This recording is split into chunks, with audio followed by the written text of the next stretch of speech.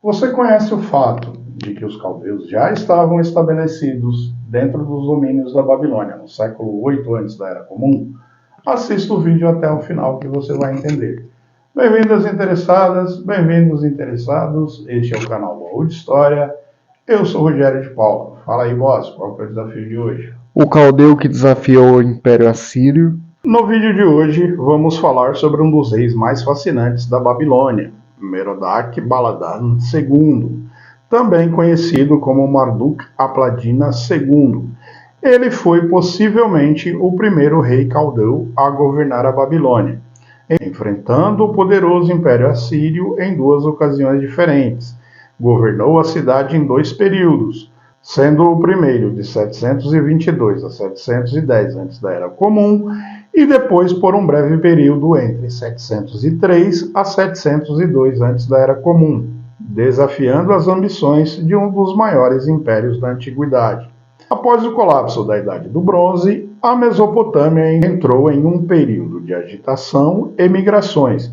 Entre os séculos 11 e 10 antes da Era Comum, diversos povos, incluindo os caldeus, se estabeleceram ao sul da Babilônia, em uma região conhecida como Sealand, o País do Mar.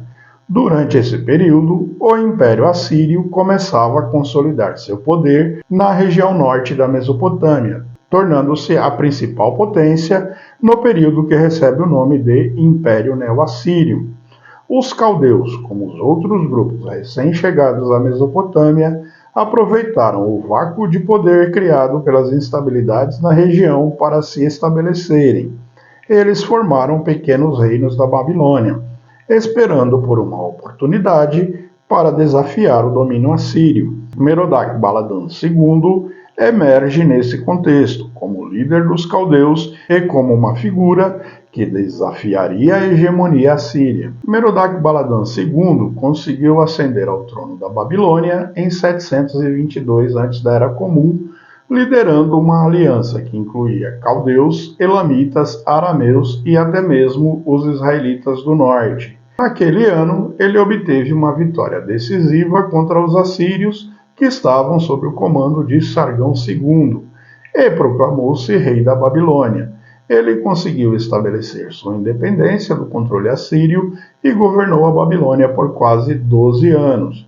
Durante seu reinado, Merodach-Baladan II enfrentou constantes ameaças dos assírios, mas conseguiu resistir. Sua aliança com Elam, um reino situado a leste do Levante, foi crucial para conter o avanço dos assírios, que tentavam reconquistar a Babilônia.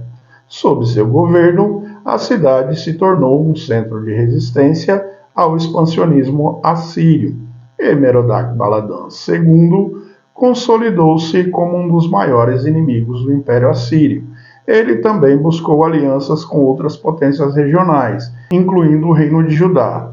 Esta ligação está presente no relato bíblico, onde ele é mencionado enviando emissários ao rei Ezequias. Apesar de seus esforços, Merodach-Baladan II não conseguiu manter o controle da Babilônia indefinidamente. No ano de 710 antes da Era Comum, Sargão II lançou uma campanha militar massiva contra a Babilônia e conseguiu derrotar e destronar Merodach-Baladan, que foi forçado a fugir para o sul, provavelmente para Sealand, a base de poder dos caldeus. A Babilônia caiu sob controle assírio, e Sargão II se autoproclamou também como rei da Babilônia, estabelecendo o domínio assírio sobre a cidade. Apesar dessa derrota, Merodach-Baladan II não abandonou suas ambições. Ele continuou a planejar sua volta ao poder, esperando por uma oportunidade para retomar o controle da Babilônia. No ano de 705 antes da Era Comum, Sargão II morreu em batalha, criando uma nova oportunidade para Merodach-Baladan II. O caos que seguiu a morte de Sargão levou uma breve desorganização no Império Assírio.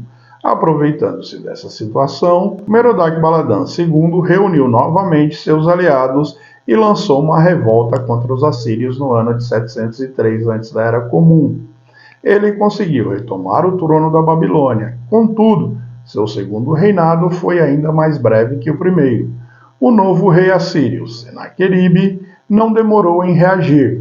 No ano de 702 a.C., Senaqueribe marchou com seu exército para o sul rapidamente, reconquistou a Babilônia e expulsou Merodach-Baladã II mais uma vez. Após a segunda derrota, Merodach-Baladã II fugiu novamente para a região de Seland, onde continuou a resistir aos assírios. Entretanto, não conseguiu recuperar o controle da Babilônia. Seu legado, no entanto, permaneceu como um símbolo de resistência ao poderio assírio. Uma das principais evidências arqueológicas sobre o reinado de Merodach-Baladã II foi encontrada em Ur, perto do zigurate de Eana, um cilindro contendo uma inscrição detalhada da vitória de Merodach-Baladã II sobre os assírios no ano de 720 a.C. Esse cilindro é uma peça fundamental para entender a propaganda política e religiosa desse rei caldeu. Ele se via não apenas como um líder político, mas também como defensor da independência e da identidade babilônica frente à dominação estrangeira.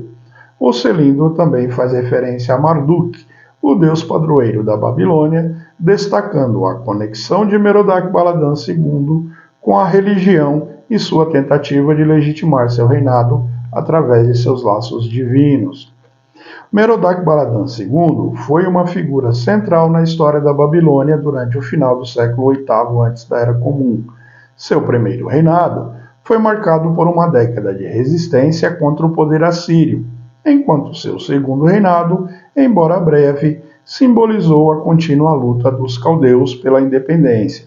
Ele desafiou o poder assírio em 2 ocasiões, e mesmo após suas derrotas, sua resistência inspirou gerações posteriores de babilônios. A história de Merodach-Baladã II, um rei de Sealand, país do mar que os acadianos chamavam Caldu, nos lembra da complexidade das relações políticas e militares da antiga Mesopotâmia, uma região constantemente marcada por lutas pelo poder. Seu cilindro encontrado em Ur serve como um testemunho de sua determinação em enfrentar o mais poderoso império de seu tempo.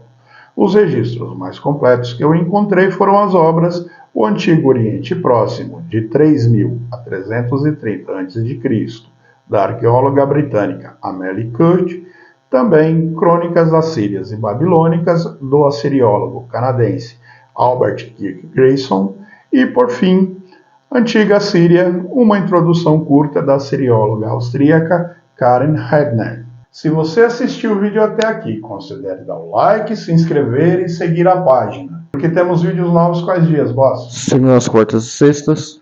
Fiquem à vontade para acrescentar na área de comentários as informações que considerarem pertinentes. Muito obrigado a todos. Até a próxima.